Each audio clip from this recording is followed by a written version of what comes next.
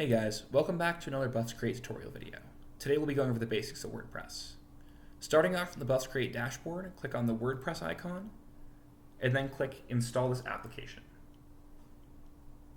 This will take you to the installation wizard, where the first thing you want to do is change your domain to HTTPS for security reasons, and then pick a directory. Blog is fine for most people. This just tells you where on the website it's going to be located. For instance, maxwellbanks.buffscreate.net/blog.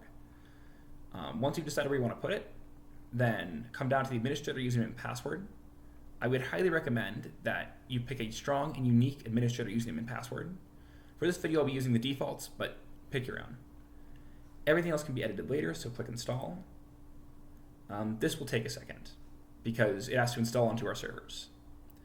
Now, it's worth noting that WordPress does function as standalone software, but everything that we're doing in this tutorial is covering it through BuffsCreate. If you really want to, you can access this through WordPress, but we would highly recommend that you still use BuffsCreate because you get additional support that you cannot get through WordPress. This should be installed in one more second. And then once it's loaded, we're going to take the admin link to go to the administration page, like so. And now we're going to go through some very basic configuration options. To view the site, you can click this on the top left corner, My Blog to Visit Site, and this is your site.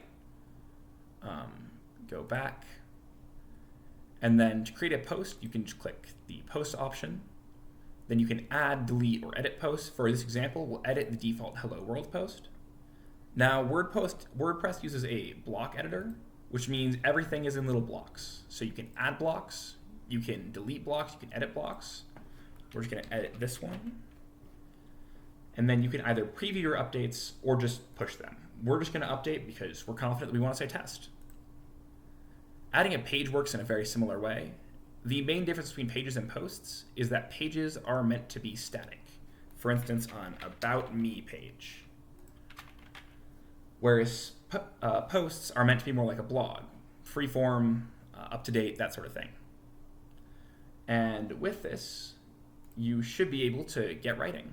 In our next video, we'll cover further customization, including themes and widgets, and other customization options. Thanks for watching.